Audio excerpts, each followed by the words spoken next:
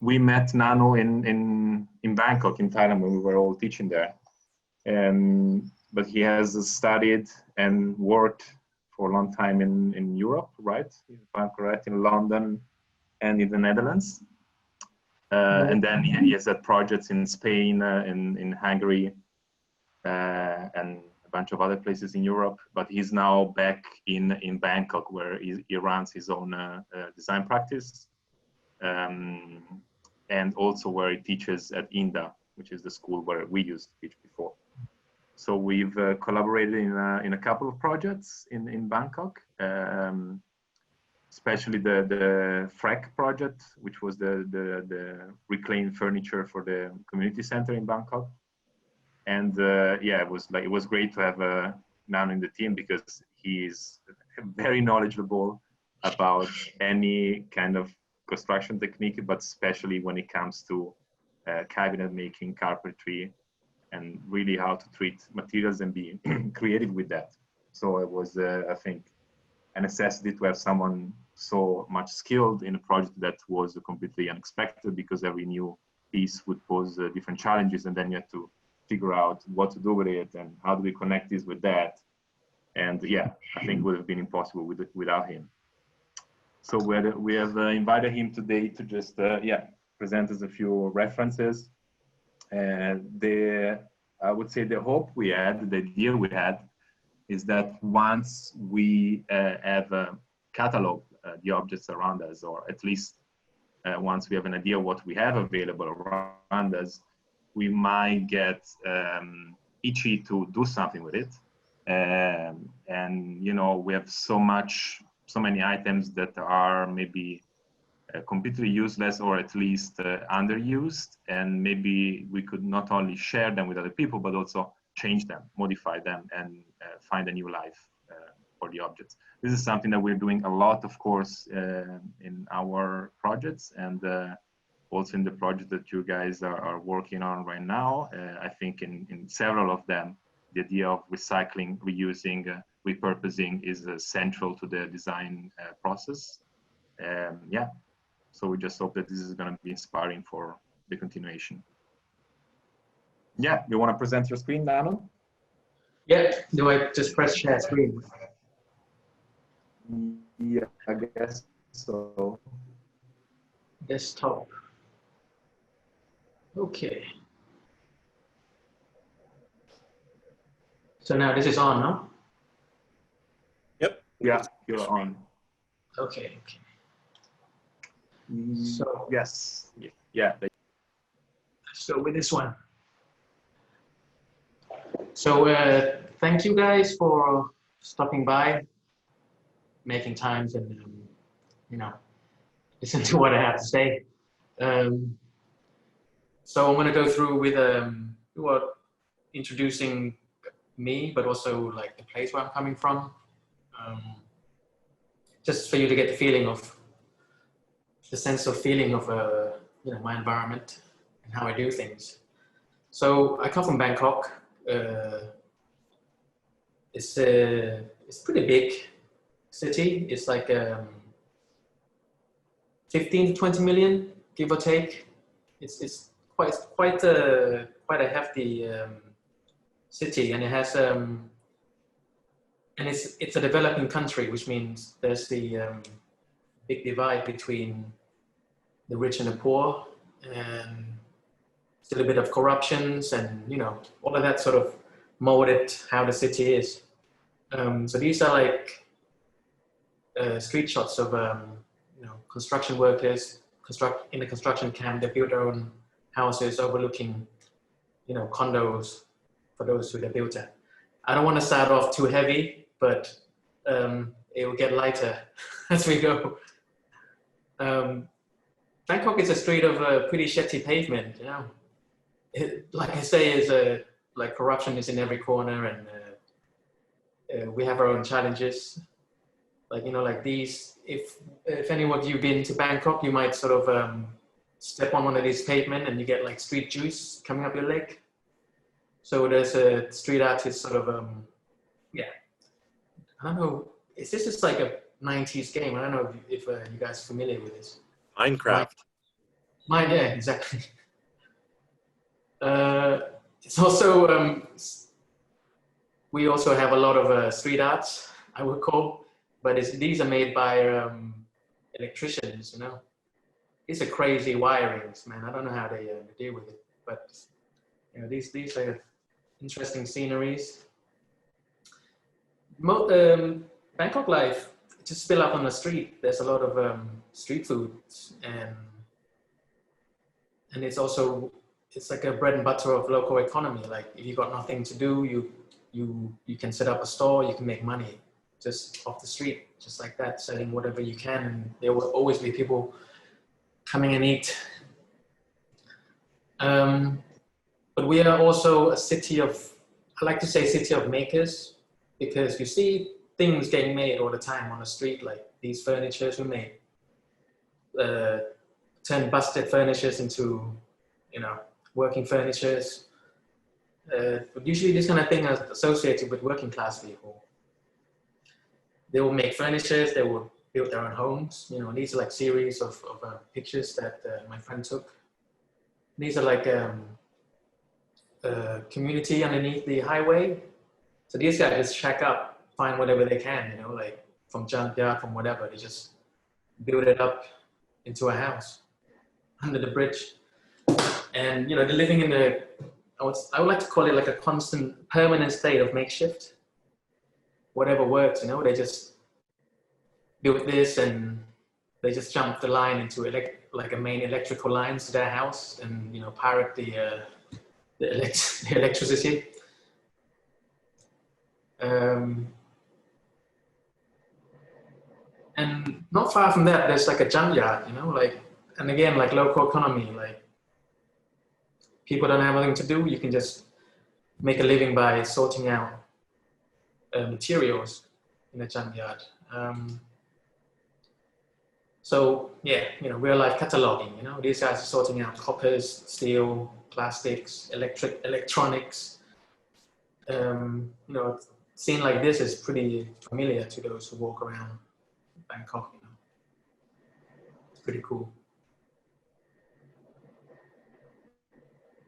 You see, like, that motorbike is probably modified by some dudes. She's, her job is to collect maybe plastic bottles, and then when she can enough, she would come to the junkyard to sell. I guess this kind of thing is, I just want to show like the contrast between, let's say, like the Western society and Thailand, let's say, because maybe in Europe, what I noticed is you have regulation for everything, especially in Holland. You need permission for almost anything. It's almost like a restriction. But in Thailand, that might be, you know, it's not existence, but you also don't have like healthcare and all other good stuff that the developing country has. But what we do have is freedom to make a living, you know.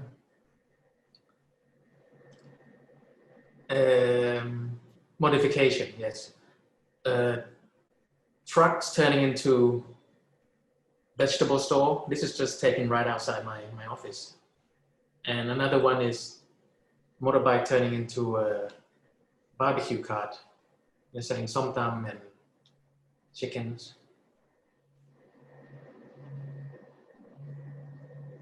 Okay. But, you know, like all this, like my point is like all this is like people working class, they really, how to say, relying on themselves because they can't rely on the states, and have to become resourceful, and, you know, they have to use creativity and ingenuity, and this all become very apparent in 2011 when Bangkok had a massive flood. And this satellite pictures before and after, but this is like Pathum Thani, which is like northern of Bangkok. You see like the devastation of the flood. On the street level, it looks like this. You know, the army's car coming in, like people are parking their cars on the bridge and they use it as changing rooms. Like day by day, they go in there, get changed. I don't know where to shower, but like some people are stranded, you know, they just leave their belongings in a car on the bridge.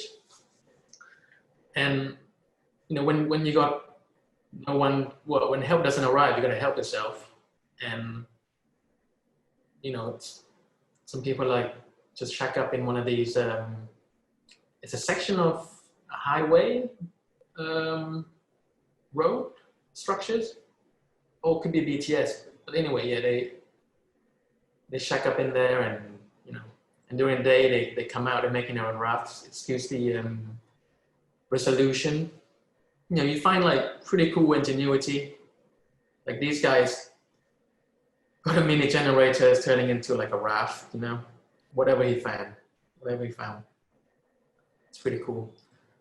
You know, these guys like added a bit of height for his bike, you know, dragging a granny around the daily shopping. You know, like these things. You know, it's like, it's pretty cool. It's pretty homemade. It's very Thai to me. So, I mean, in some sense, yeah, it's inspiring to look at, like, you know, what people can make out of nothing and what they got. So through struggle, I think, and challenging life, when you overcome it, I think you get the sense of autonomy. But also what I found with making as well, because I wasn't always a maker. I was graphic designer by trade, and I only started making when I went to Holland to do master degree in 2012. And yeah, I mean, I just got this sense of autonomy that I don't have to rely on anyone. I can just do everything myself. Bangkok, sometimes they offer this, you know, to the poor people. They just go out fishing, and they land some fish, and you know, and they live happy. It's become like you develop this attitude that you just make the best of what you got, and that's pretty much Bangkok in a nutshell for me, just for this presentation. And I will move on to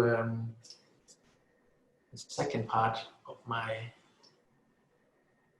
so here it is.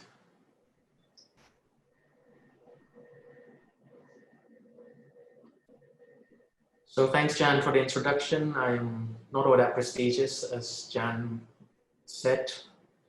It's my own practice mean a freelance, basically. I used to do all sorts of things. I do from graphic design to objects to structures to installation. I'm like a Swiss knife, you know. But lately I'm gearing towards woodworking. So I have a studio. It's not big, not small. It's a good size. It's geared towards wood, and but it's also, yeah, I don't know if you ask why wood. I think it's because it's one of those material that is it's pretty flexible in my mind, and it's not as hardcore as steel where you use a lot of heat, and you know, I just feel and there's abundance of it in Thailand as well. So I thought I become quite fond of it, you know. And in Thailand, of course, you have lots of it's tropical country, so you have many different varieties. The whole Thai history is probably built on wood and bricks, like people houses, transportation, boats, carts, tools, many things were made out of wood, like before the days of steel. So yeah, let's get into to the material. Well, most of my work, sometimes I take a stroll on the market where wood come to, like, not to die, but to just in a state of transfer. So what you see here is a drum that used to be a temple drum, and it's a massive, like, temple drum. Someone actually hollow the middle of this. They hollow by hand, you know, like, I don't know how long that takes, but yeah, really hard time splitting it. Yeah, you would stretch leather on both sides, and you would hit on it in a tempo just to tell time. It's like a time telling tool in a community, in a rural community. So it's one of the things about the process that I do. Sometimes I see stuff and I have inspiration straight away. It sort of trigger me to just and I just know instantly that what I want to do with it. Vaguely, but I definitely know. Like for this one, I know because it's a drum, it's got cavity. I know I want to make storage. I know I want to use that void in the middle to make something. So I split this two in half, not in half, in quarters, and I made drawers and cabinets. Yeah, just to have a look. So some details are very improvised, you know, like I have a vague idea of what I want to do, and then when I'm chasing it, then it's really much just improvised. I only sketch. I don't draw like with CAD. Yeah, I sketch and then I take it like bit by bit. Depends on the approach, but this is like my semi-artistic endeavor, so I'm doing it this way. But this is one of the things that I love about the material, is that the wood, when it's aged, it has this sort of characteristic that you cannot, you cannot compare with anything. And also, because it's in Thailand, where we have a rich history of wood being used as many things, you still get remnants of that sort of trickling down.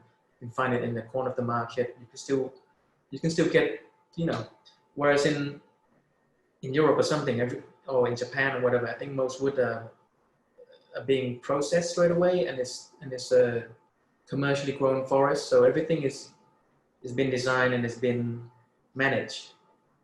You know, so before it gets you, it already become planks. You know, it's already been treated. It comes as 4x2. It really is just it lost its character. So yeah, for me, like I think I'm in a good place. Like I really like being here for this reason.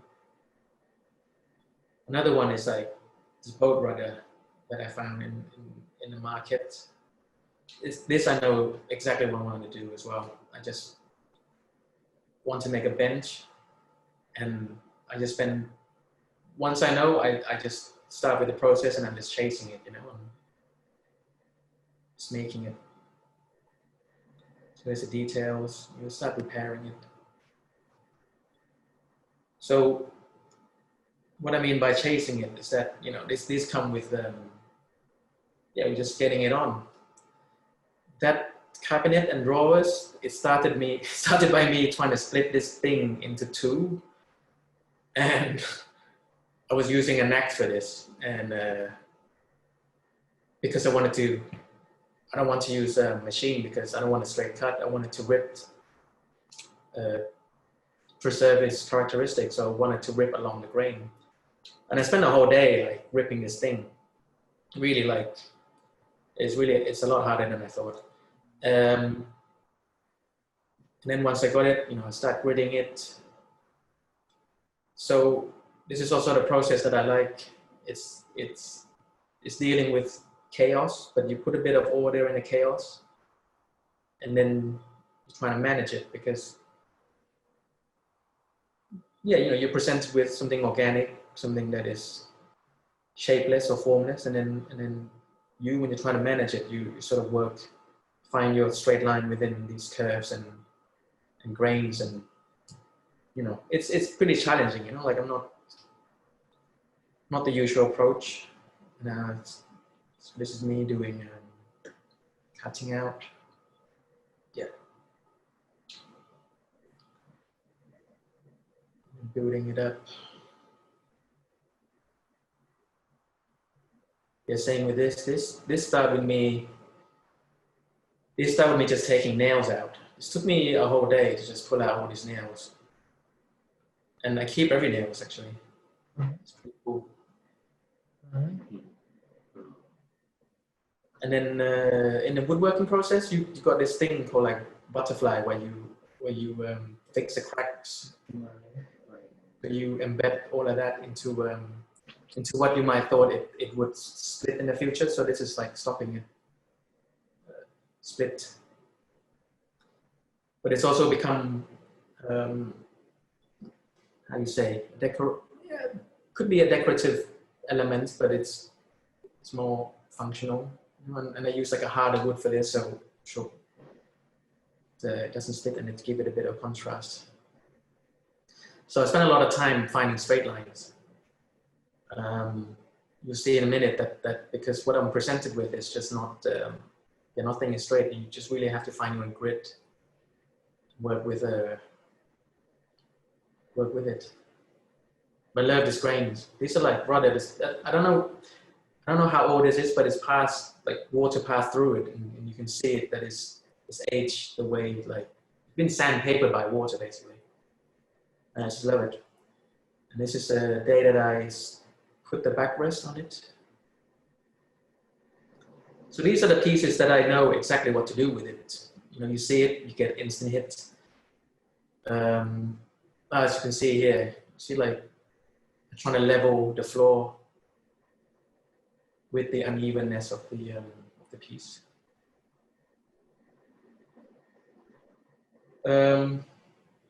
Some pieces, I have it around me for like years and years, and I don't know what to do with it. I just walk past it day in, day out, and just one day it just clicked, you know, like I have this roots that's been dug out, and I had it for a while in my garden, and one day I just know, like, yeah, I'm gonna make a sculpture, because the intern that I had with me was making a sculpture, and then I guess he's inspired me to like, okay, yeah, let's make one of my own.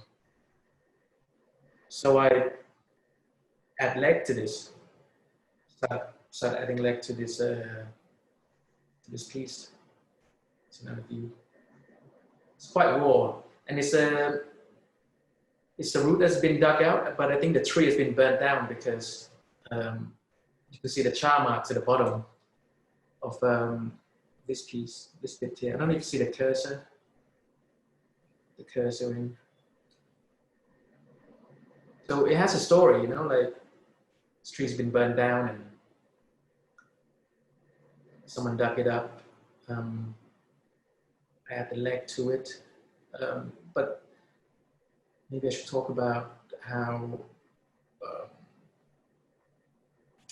So for me, this piece sort of represents, it's like a split between, I was thinking about this a lot, it's like a split between, you can categorize it.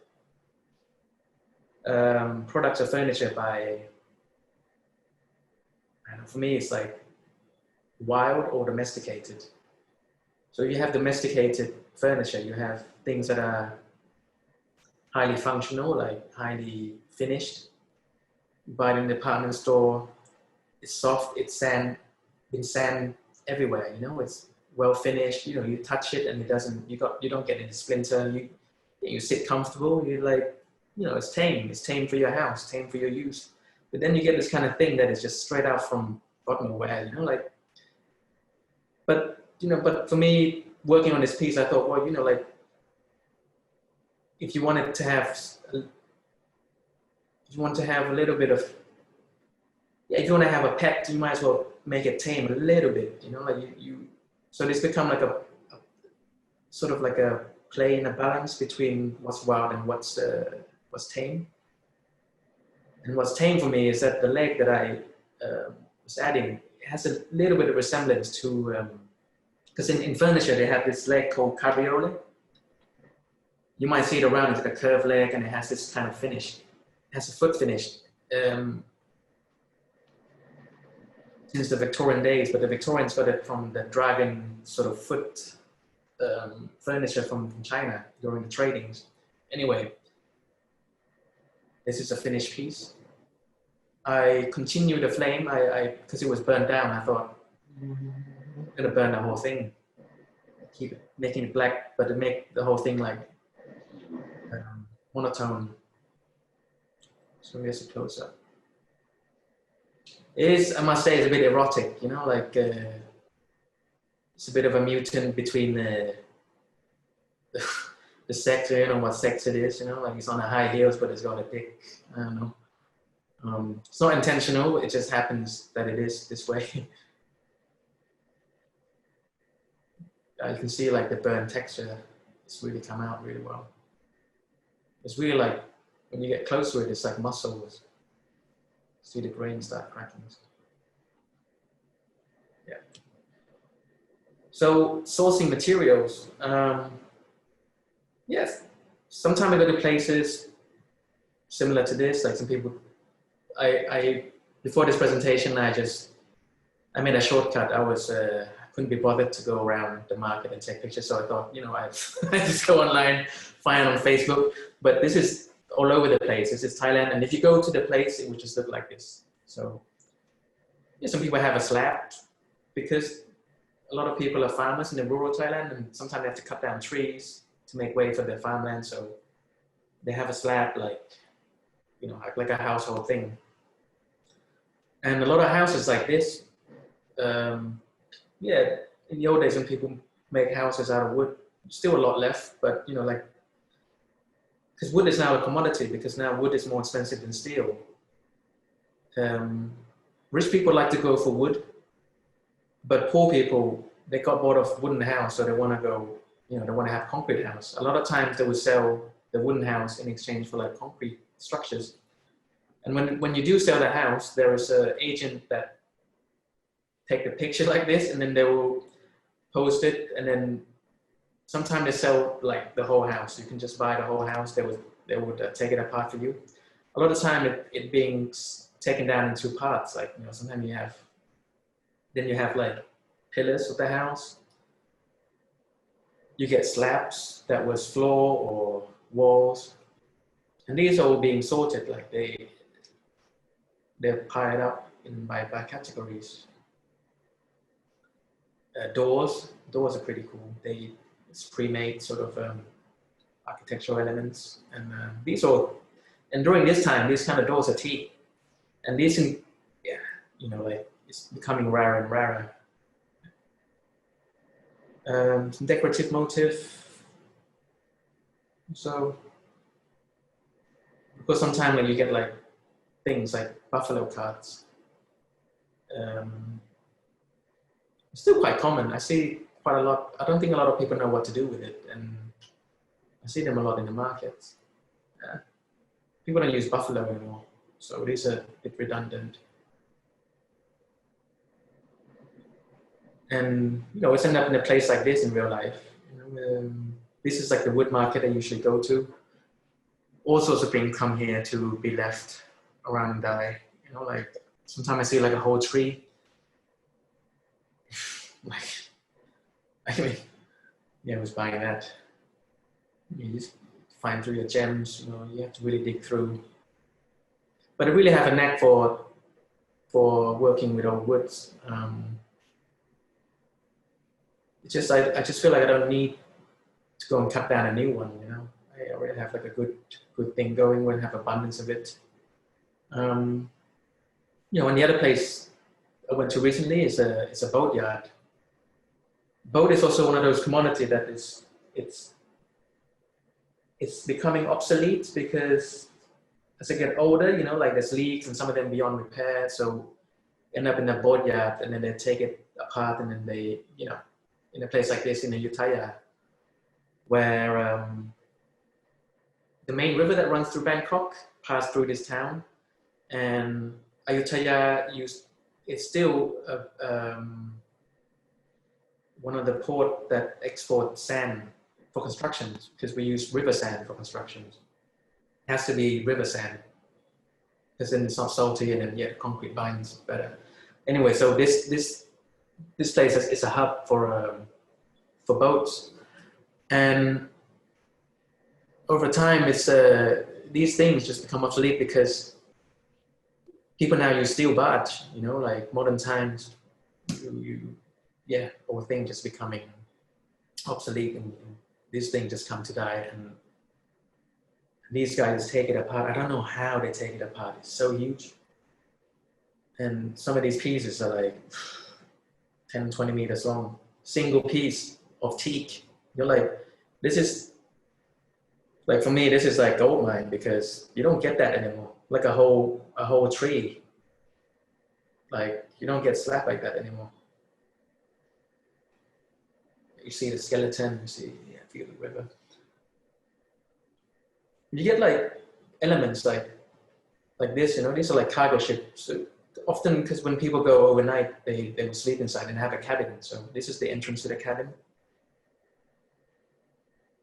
Like these, it's pretty cute. Do a lot out of this. And of course, rudder, like I got myself one of these the other day. It's pretty cool. But things are quite specific, you know, like once you have this, you either know what to do with it or it's gonna hang out in your studio for a while. And because, I don't know if you see this, because the wood has been bent to shape and it's been cut to shape, so once you're taking it out, sometimes it still has that flex in them.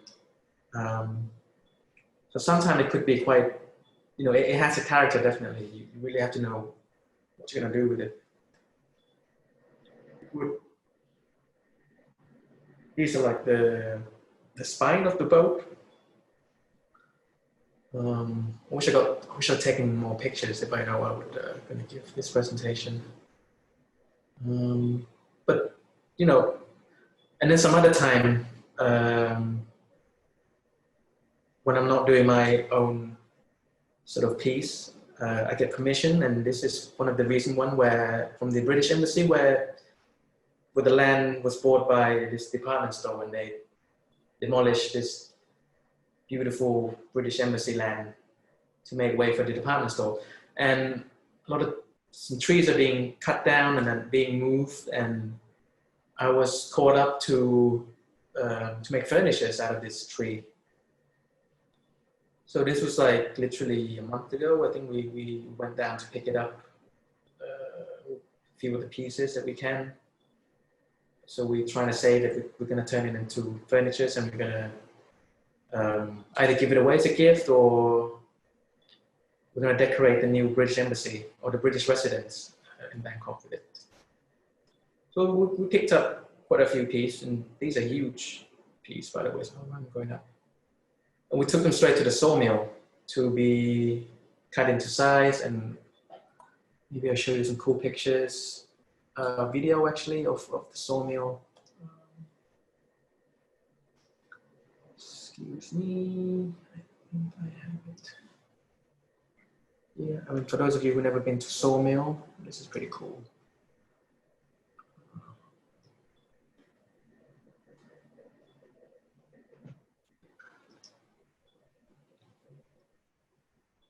So let's see. Yeah. It's just a short video.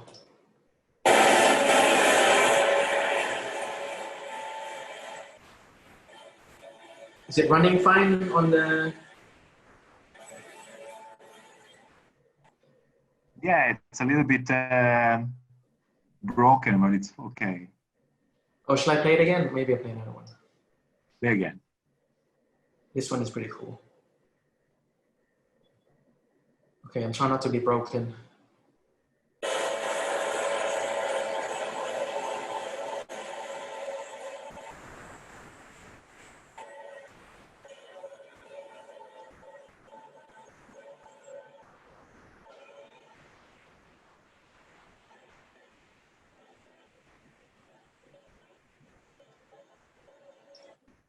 So basically, I'm on a cart that is pushed. Is being pushed towards the saw. So this whole thing like move along the rail like train, you know, and it slides the piece of wood. You see how casual the guys are, like you see any like safety equipment or like the guy is like in shorts and an apron, you know, like it's pretty casual, like very Thai style. But this is pretty cool. This is like probably World War II sort of aesthetics machinery, you know, like or even before, like a thick, hefty steel.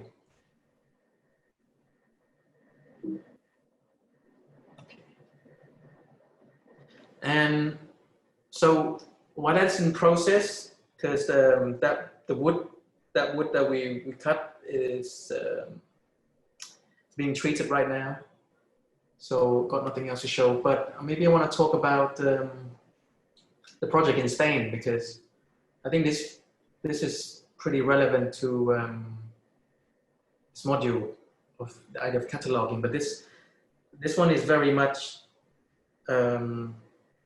showing how catalog is being used in a design project. So it's a restaurant refurbishment. It's in Madrid, and we got a building that was formerly a theater, was formerly once a theater, was formerly once a newspaper publishing factory. Yeah. So my friend got the task to sort of design the whole concept, and so he ran off his own thing. He's doing this. Has this crazy idea about making like naturally ventilated, what's it called, like naturally cool out of terracotta with the fan. So for the summer you have the water in this basin, and as it evaporates, like the fan blows it, and it's cooling down the space. And in the winter you have this sort of naked steel spiral for the heating. And the concept is when we go in there to demolish the building, we take all the material what we can, we categorize them, and then as much as we can we work on them and then put it back into the restaurant as new furniture. For my part, I'm doing tables and chairs, and the concept was to get inspired by Enzo Mari, the Autoprogettazione. We get into that later for those who don't know, but it's a simple furniture. The idea is a simple furniture that anyone can make out of regular size wood. Nothing fancy, which is very suitable for this project. So on the construction side, as you see, like we were involved, though Lucas was involved since the beginning. So we have, so every week there's a meeting between the owners, between the construction, between the engineers, between the environmental consultant. So all these guys are coming together to like just discuss the progress. And I want this restaurant to be pretty green, so we have that environmental consultant, like consulting him on the design decision that we take, like how the implications of it. Is it how green it is it worth pursuing, so on. Rubbles, these are staged, and this is like below this floor wooden beams, but you see like we start to separate these things, and we've got wooden beams from the floor, and these are then being turned into furniture later. So these are all like pine woods, pretty soft. Some still in good condition, some are not, of course. Sorry, I went up a bit too high. What the hell? So, talking about catalog. So in the meeting room, he categorized, we make like a mini exhibition, but also like catalog tables for ideas and maquettes, but also for the material that we found, we lay them out. So in this way, like we're having a meeting over this table, like to see what's available, and it's feeding back to us, and it's feeding back to them, and it's rolling like this. It's been rolling like this. So it's a long process of designing and changing and developing. So I was there for like 3 weeks. I think last February last year. Oh, I skipped one. Let's skip one. It's a bit too quick. So this is interesting to see, because all the rubber that we collect, he was going to spray that with concrete to make the monomaterial sort of bench around the space. So these are like making new benches out of rubbles. It's a pretty interesting approach. And then we set up a temporary workshop in one of the basement of Madrid. So these wood, it's like makeshift. So we got that wood from the restaurant, and then we made temporary furniture. We set up a workshop. We buy tools, and for 3 weeks we spend developing prototypes. Yeah, just the sceneries. Everyone is in onesies. We also did experiment with the finishes. Like I was trying to dye the wood with copper that we found on site. I oxidize it, turn it green, and then let's see if we can stain it green. I use engine oil from the garage nearby to turn it black. I used tannin from rust wood and vinegar. Yeah, you know, like a little bit of cataloging, but you know, like this is kind of in the process that we undertake. This final results, you know, we came up with a set of chairs, tables. We also, like I said, this is a more traditional, I said that already. We follow like a more traditional design process where you get hired, you assess the situation, you design, and then as a designer, you make the prototypes, and then you pass the prototype onto the makers. And we're planning to also make this free to download. I think originally this was going to be made onto tablecloth or sheets, paper, you know, like, so you sit and you have this thing in front of you and you can take it home. If you want, you can make your own tables, open source design. So this was recently, probably beginning of the year or end of last year, where they get the production going, mass produce it properly by the guys, and then recently, just before COVID, they had a soft opening, and this is what it looks like, you know, in the space. Like the tabletop is being I think it's being laid with a layer of concrete at the end. So this concrete top for the tables. Yeah, and it's a pizzeria, by the way. 150 seats. It's pretty massive. See the raw state of it. It's nice. It's just soft opening before it is now. So all the bricks and light and stuff. Yeah. No, I think now it's running, and okay. So this is that's me. That's the second part of my thing. How's everyone doing? Still good? Still good for some more? Yeah, I think we're good. Yeah, I'm enjoying. Yeah. So I have a couple of routes that I can go to, but maybe I should show, since we're on the subject of the catalog, maybe I can share some work from people I know, but not know personally, but I think from the Design Academy, because I think they produce a lot of interesting work, and because I'm aware of it, like I guess I want to share it. Maybe the first one is show you this. It's a pig book by I can't really pronounce the name. Christian something. She's Dutch. Pig book. She made this is her thesis project. She followed a pig after his death. So it's pig 05049, and she cataloged after his death, what does it become, and she categorized it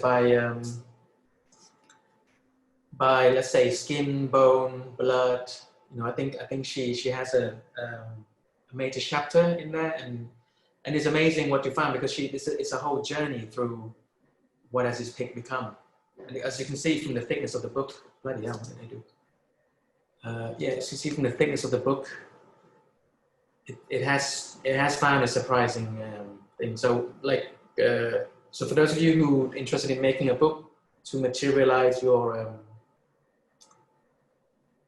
catalog ideas. I mean, this is a good start, you know, like, but you know, it follows a very simple analogy, like from skin to collagen, gelatin, to cheesecake, okay? Like, not so surprising.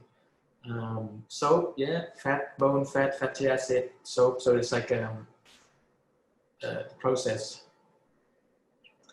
And then you start to get to, okay, skin, collagen, gelatin, soft capsule. Okay, and you get to wine, and then you think, shit, I thought wine was vegetarian. Like, you know, like next thing you know, you're like drinking pig. It's like, so yeah, wine contains gelatin, collagen. You know, it's apparently it's reacts with the tannin and the bitter substance and absorb cloud elements that can then be separated from the drink. Yep. More surprisingly, train brake. Bone from bone ash and then to train brake. And no, you get bone in train brakes. Think about that. And then bullet. Like, you know, like it's I think it's a pretty good buy, this book. Like you start to see, but also laying out a simple format. A lot of things are scale 1-to-1 if possible. Like this bullet, like you open a book and it's actually scale 1-to-1. I find it pretty cool. And one spread for each item. So this is one of the projects from Holland. And then I probably start to go with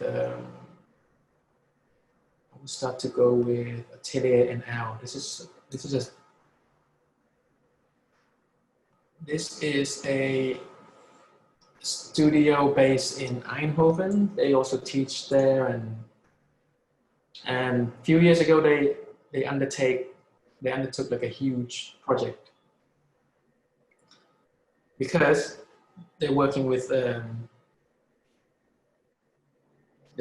material like clay and sand. And wait, excuse me. I think they. Where is it? I have to wait for it to load.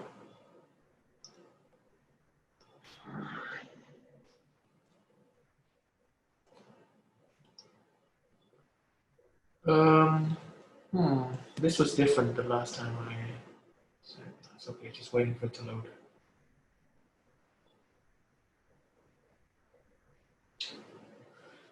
I think this might be quicker if I go.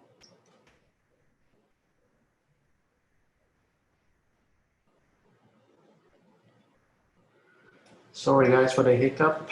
I'm waiting for this thing to load. But I think I would do this instead.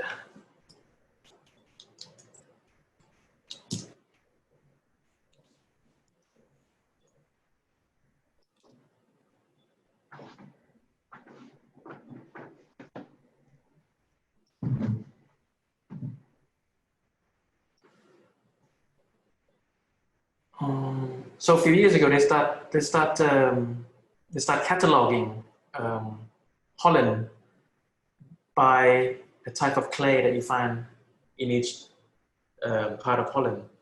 So I think they divided the whole country into grid, and then they collected all the samples from every grid, and then they lay it out as a map. It's older wall, not clay wall. Huh? Older wall? I put a link in the chat. Oh yeah? I found one of their projects. I think it's the one you're trying to find. Oh yeah. Yeah. So because they were interested in like just a singular material, and they want to get into the alchemy of the material, and they know that by doing this they get to learn sort of what type of chemicals in the soil, but not because of that, but it's because they want to strengthen the identity of each region, you know, and by giving the clay the voice of, you know, like having, it's cool to have a shade of your own wherever you come from, you know, like, and so people could be proud of that. And so each clay is like unique or very similar. And I think they start making products for each one of this for, you know, just to give back to the people in where they come from. So this, I think this is a map of Holland, like pixelized in the clay. So, you know, like talking about cataloging, you know.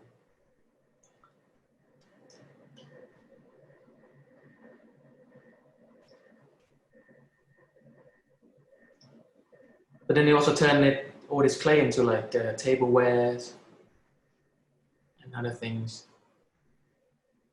The way they present it is pretty interesting as well. And once they finish, they finish with the clay project and then move on to glass, which is pretty cool as well. So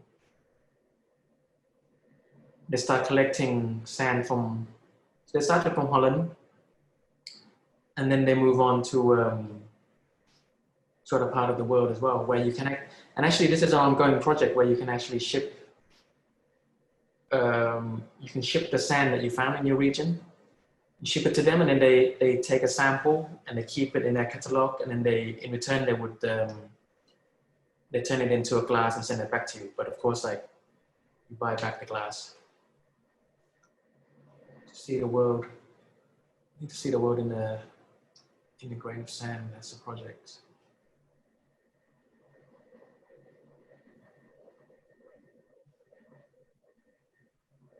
So I mean, I'm not doing a very good job at describing the projects. I think it would do much more justice if you spend time and go into their website.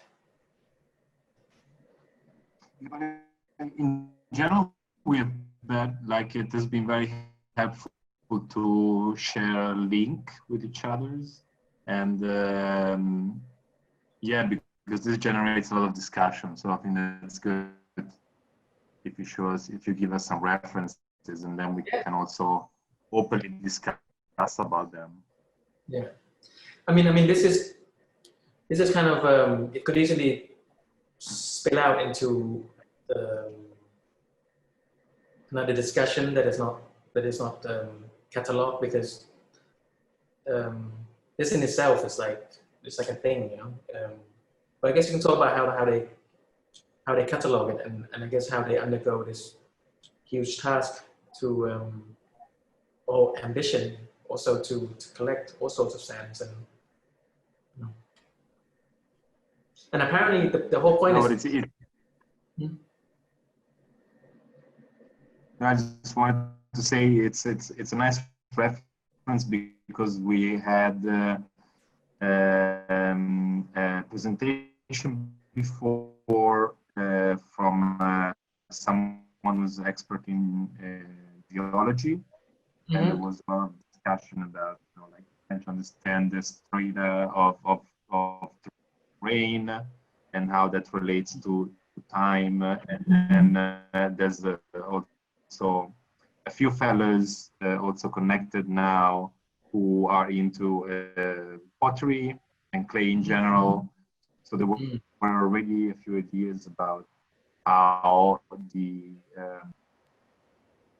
objects can somehow reflect some characteristics of the land. So I think this is a very nice reference. That's the thing, yeah. How material reflects the land. Yeah, I guess you put it right. Glass and sand, like, glass is one of those things that you don't know. Like, they're all the same color, but come out from the kiln, and it has its own characters. Totally different from what it was. You know? So this is a project it's ongoing. Like, you can collect the sand and you can send it to them, and then you tell them where it's from. And apparently the whole point was that the sand is surprisingly, sand is running low in this world. glass industry, they don't like surprises and they don't like varieties. They tend to exert control over it. So a lot of times you see in a big corporation or when you're dealing with that scale, is that they want everything to be homogeneous. So no matter what sand you got, like they were trying to manipulate it into a clear glass or into a green, slightly green, like, you know, they fit their catalog. But in reality, there's so much more abundance of colors. And I think they're trying to change people's point of view by embracing the varieties, you know, like see the values in different colors and shades, you know, just take it as it is, you know, it's its true character. And I think it's kind of the essence. I really like it. Yeah. So yeah, if you have time, it's worth sort of going into Atelier now. Another heavyweight contender is the open structure.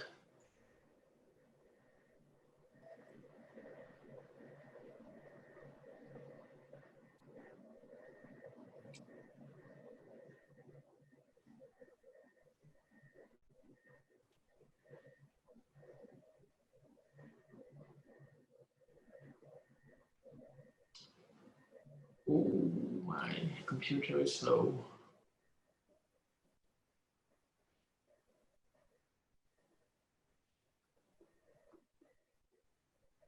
Welcome to the club.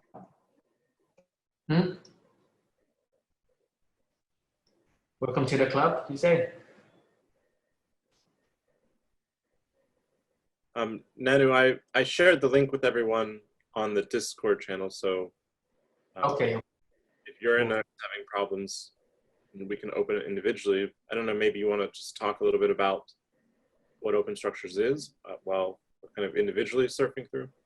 Yeah, I was, or maybe you can stroll through, and then maybe I can narrate. You know, if this. Should we do that? Sure. Let me. I will stop my screen sharing then. We can both share, I think. Oh, okay. So I think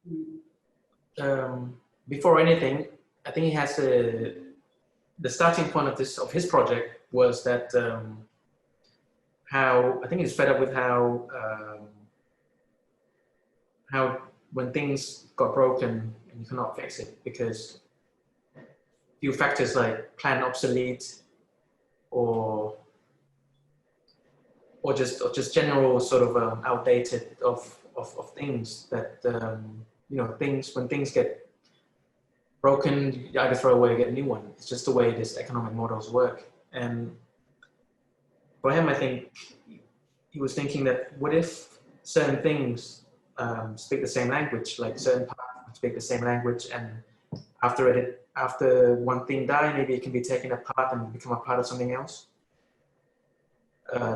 That's when he developed the grid. It's open structure essentially is a grid. So if imagine everything was made according to this grid, when everything dies, it might find its use in someone else because it's compatible with each other. So here's a grid. It's like a simple 2x2. There was a drill point, and there is a size, and it's all like modular. And so started off as a grid, and then you can you can see there's so many things you can do with, you know, it can be yeah. So it gets a little bit complicated. This is just 2D, but then when it gets a bit three-dimensional. So it's not just him just doing it. I think he's giving the grid to the world, so everyone can come up with their own things. And his idea is to stop not to stop, but to sort of shift the social structure from just consumer and producer. it's like a top-down sort of trickling effect, and you want to change everyone into consumer and maker and producer simultaneously. But of course, there will always be like a manufacturer, like a big one, but a fair amount of it that you could do yourself. You know, you could. So he invited lots of designers, artists to come up with parts. I mean, he has a studio in Brussels. You can go in there and you can make stuff. You can go for intern. You can also make. He will ask you to use the grid to come up with something, and you know, it's collecting things, you know, and I think recently he's growing to architecture as well. He wanted to develop this grid into a tree house, into a house, into modules you can live. So here is what he started to catalog all the things that people come up with, and a lot of things are on sale, a lot of things are not. But this is just to show the example of creativity that, you know, people come up with.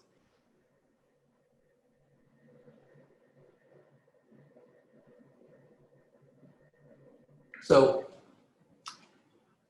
yeah, the point of this was to literally, if all goes to plan and if all, like, give it the best scenarios, this would sort of change the whole social structure of consumerism.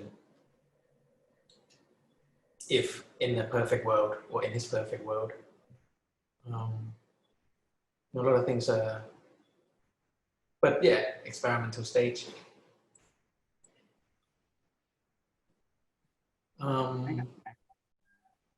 Yeah, I mean, I think there is a, I think go to menu. I think there might be an explanation of let's see, we go about. I think we go to about it. It tell you his. I think he's doing his philosophy on things, like how he sees the world. You know, so this is like a very systematic approach.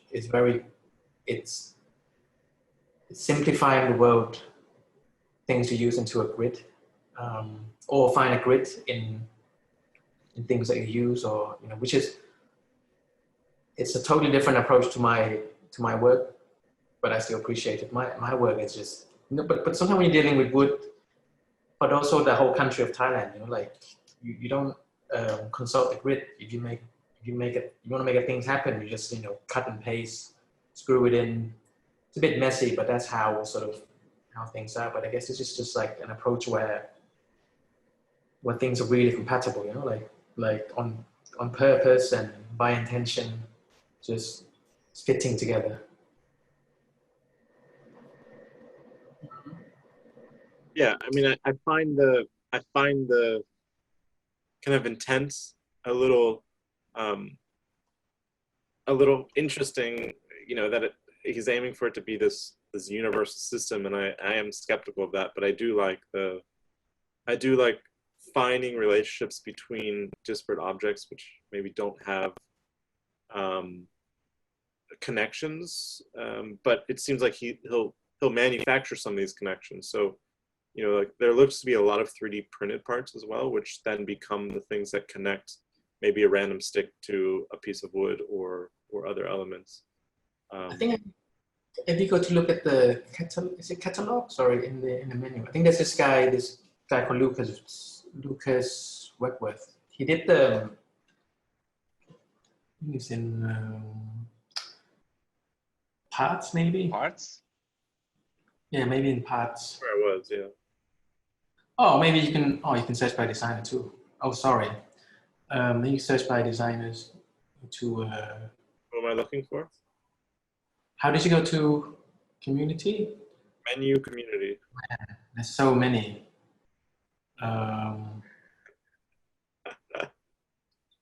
Lucas Wentworth. Lucas. So it's M. So it's down. WEG. Lucas Wentworth. Is that one? Yeah, but I can't click on it. Anyway. Oh yeah, you can search this guy. He's pretty cool. He done like use open structures to make scaffolding parts where you could build like things out of. You can search. I think his name. You can search his name on the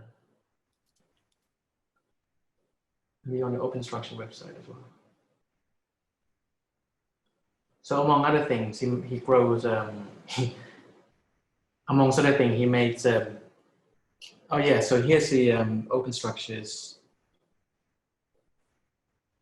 But he also made things that you can put scraps of wood together. It's like a system from this open structure system that you can use scraps together and you can join them together.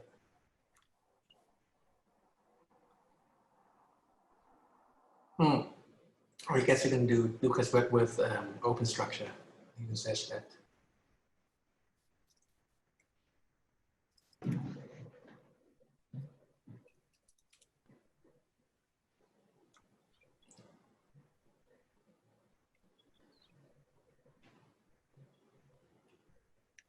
Yeah, so it's sort of, you know, we've found these random parts, and now we're developing a system to connect them together in almost more of a universal way. But it's interesting. Yeah, this one is more uniform, but there is maybe you'll find it because there's a picture of him like really using shitty wooden pieces. I don't know where I am on the internet right now. Okay, maybe we should move on though, just because I think we're trying to keep this wrapped up in under 90 minutes. Yeah, I'm pretty much done. This is like my last guy. I mean, let's also remind everyone that if you guys have comments or questions, you know, you can always interrupt and chime in, or other references that you think are related. Yeah. Or potentially where you see this kind of path taking you, because we haven't talked much about what we do with the things that we're cataloging. The conversation's mostly been on how we're cataloging or what we're cataloging. And I think as we start to maybe transition into the next module, which is making, this to me is a nice segue, I think, between those in a certain way. You know, so we can, I think once we kind of see everyone's catalogs come together, there's also a question that we brought up is how do we start categorizing what's in the catalog? And I think what you're bringing up is, you know, maybe how you almost associate connectors versus joints versus, I don't know, like all these different ways of assembly, let's say. Yeah, exactly. I think John's having some audio mic issues. I don't know if we can still hear him, but can you hear me now? Yeah, perfect. Okay. I just have a little lag. Yeah, I wanted to say, yeah. No, I just wanted to say, I think it's interesting, you know, at the end of this presentation, to refer to the previous presentations on cataloging, to think that, you know, what is the unity of our cataloging? Like, what is the item? Because suddenly you realize that each item can be broken down into its components, its parts. And I think that's kind of liberating, because you don't need to look at one thing as the way it is presented to you, but it's also like each object, each item can be the source for materials or parts, and it doesn't need to be used as it is. And I think that's very interesting. I'm thinking, I don't know, I'm going back towards the initial part, the reference to the Thai Bangkok street life and markets. And I think that's really where you see how this approach fosters creativity, and resourcefulness. I'm just thinking, you know, and just to give you an example, because I'm taking a lot of care of my bicycles these days. You know, it's like you want to buy a bicycle as it is from a catalog, or you want to walk around and find scraps parts from other bicycles and then make a new bicycle that didn't exist before.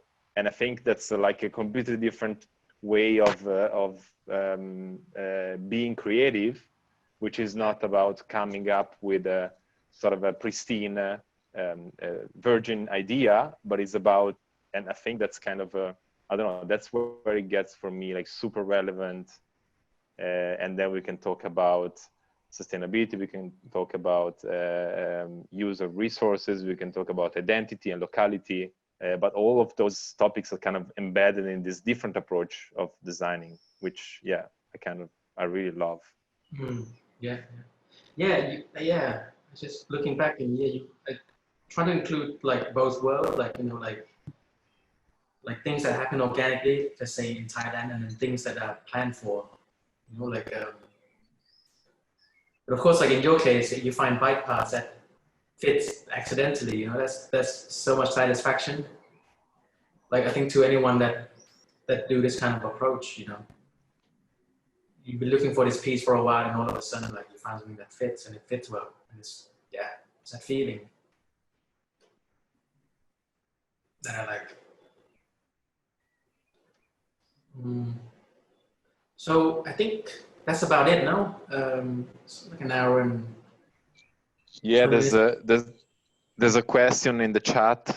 So Rachel is asking, well, like what happens like if you don't know what to do with the pieces you find in the markets, or like, you know, like you said that sometimes you just see it and you know what to do, but what if you don't? And if you manage to use all the parts of your kind of findings, and then if you get scraps or leftovers, how you use them?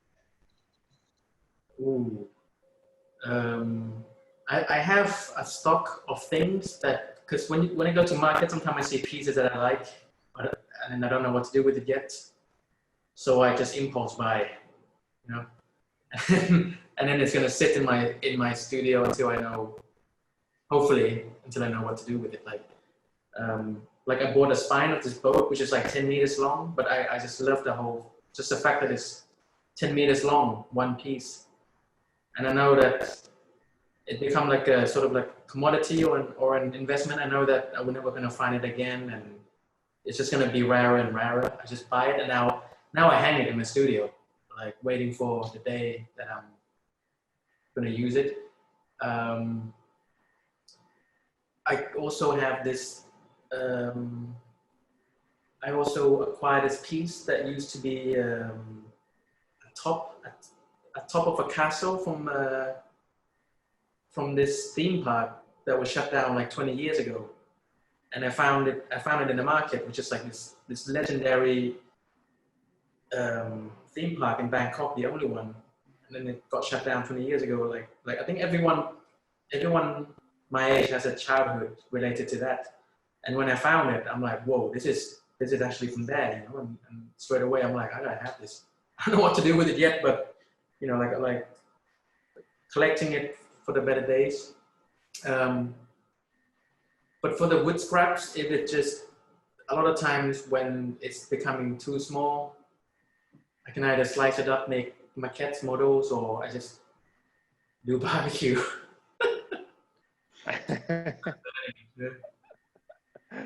One way of getting rid of it. that was always the Hello Wood theme. Yeah. Where it was, you have wood offcuts that are so small you really can't do much with them at all. But every night we need a fire, so and it goes towards a different purpose.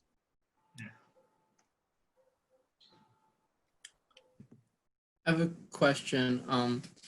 So do you primarily use like hand tools, or are you using any like computer aided tools, or what is that process like? Because you can see that your work, which is amazing, looks like it's a lot of figuring it out as you're like working it and finding ways to make connections and ways to maybe add a piece onto a more organic piece.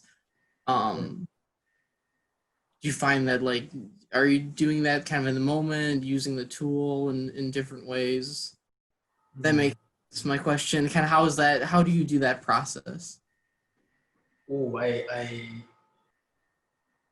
have a vague, usually for the piece that I've shown you, like let's say for the cabinets and for the drawers, I kind of have a vague idea of how I want it to be. A vague mean very blurry. And it only becomes clear when I start doing it. And because I'm not trained professionally as a product designer, so I don't have any knowledge of software. I can't use Rhino. I just have to do either models or sketch. It's usually between sketches and models. Models would come in when I really don't know and I don't want to take the risk. I would just start with the model. But sometimes when I'm feeling risky, I just go with it, you know, like just get it done. And I use both hand tools and machines. You know, like my endeavor is not it's not craft. Craft is part of it, but you know, like some people like you get crafty and that's become their thing. Like, oh, they can't use nails or they can't use screws. They have this kind of restriction because it's their like craft endeavor. But for me, it's more like materializing my vision. So I'm pretty relaxed about that. You know, as long as it's sort of. But of course, I exercise a bit of craft just not to feel shitty about myself. You know, like yeah. No, that's how it goes for me usually. Hi, I have a question. First of all, thank you so much. Thank you for sharing your practice, and it's been really wonderful to hear about it.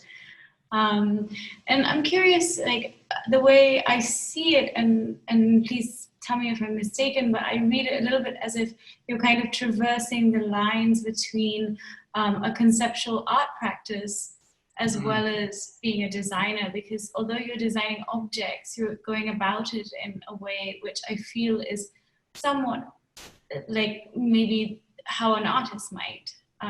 Do you relate to that, and do you sort of traverse this space between sort of exhibiting as an artist as well as a designer? How do you navigate that? Because obviously you don't, like you say, you're very outright, like I don't use these traditional, or rather not traditional, but these heavyweight technology, you know, tools like CAD, or you're kind of not relying on that. You're much more in the realm of craft and in the intuitive space.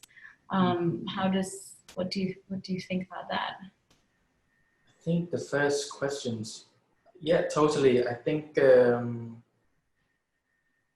well, I think for what I do for myself, I'd say it as, yeah, I'm practicing art and I'm using furniture as a media.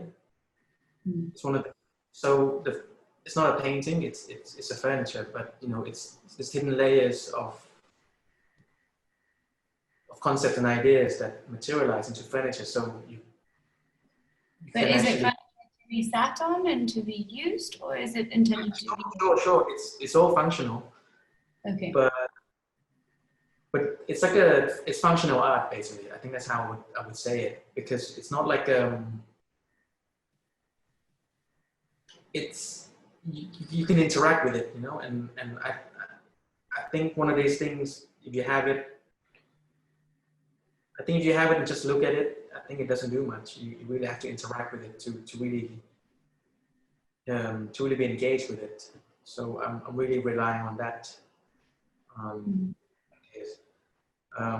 But the second part was about. I think more about the process. Like I really relate or enjoy this kind of research base, and I guess that's also what we're talking about this week. But it's almost like an intuitive cataloging. Like you kind of, I guess you don't go to the market to set out to find a specific thing. It's more you allow what comes to you to inform.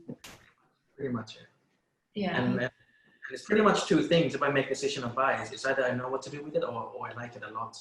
And for the technology bit, it's because sometimes you have a part, and unless I'm 3D scanning things, I can't really plan for this.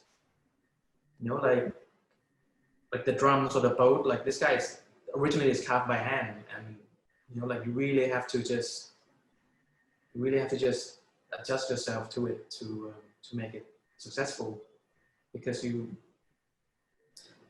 yeah, I mean, I can only just sketch and sort of, you know, have an idea vaguely of how, what I'm presented it with in front of my face to. Also, in a way, like it started out like that, right? Like it wasn't manufactured mostly; it's been carved already. How it's come to you.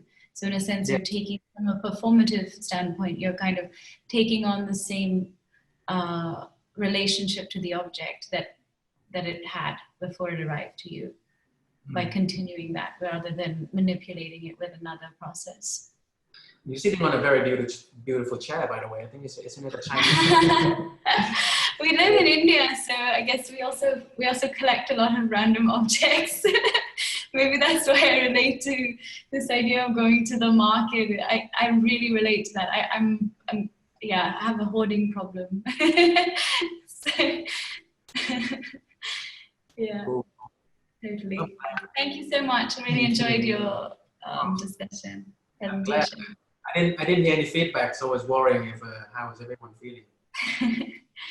These spaces are tough. If you're not used to Zoom, it's a tough space to present to the darkness and not have facial feedback on these things. But you just have this empty windows lighting, empty windows lighting up. That's the most reaction you can get. I really appreciate it, and thanks again, Nanu. I think it's nice to see different forms of practice, especially something that sounds to me quite I don't know, you know, quite a nice form of practice, which doesn't have so much what's the word, like, I think what we do as architects is we think too much, we plan too much, we look too much towards like a potential future, and you're just like, let's just figure it out as we go along, you know. And I like that as a kind of counter methodology to the way of working. It's yeah, and again, like, you know, like when you're taking on a big task, like a big building, like you really need planning, you know. And then just to make sure like shit don't goes wrong, you don't spend money in the wrong place. Yeah, you know, there's also like, but I guess we train as an architect to do that, no? Like that's how you fit in the industry. Well, I mean, I think it depends on the scale that we're talking about. Of course, you want to plan a building, but I think, you know, I don't know. I also think when it comes to the use of materials and the let's say the use of just labor and time, it's also much more effective, it seems, to take it as it comes in your perspective than it does to kind of try to design something and find the perfect materials to fit that, and then waste a lot of things along the way. It's like I don't know. And I also really appreciate the, you know, not separating craft and functionality and art as these like different territories. That's you know, you can have an art object which is also functional and usable, but also you know, the idea of craft that's behind it is just you know, the kind of process that you put into making it. I don't know. There's something really great about it. I don't know if anyone has any other questions. I think we can wrap it up. Rachel did have a quick question about how do you combat wood rotting in a humid climate? You have to use the right type of wood, first of all, I think. I mean, which country are you in? Rachel's in the US. Rachel's in the US. California, so not very humid. But what are you using? Kind of like, isn't oak like the universal wood for? Pine is usually the like building material choice. Yeah, pine is very soft. Usually depends what you're doing it for. Like the pine that we found in the restaurant, they coated with this anti-fungus sort of thing, but which is white. It's like a white paint, but you know, you only use that when you don't see it. Because it's for structural, so it's painted and it's hidden underneath the floor. But for humid, man, I just best bet is using the right kind of wood.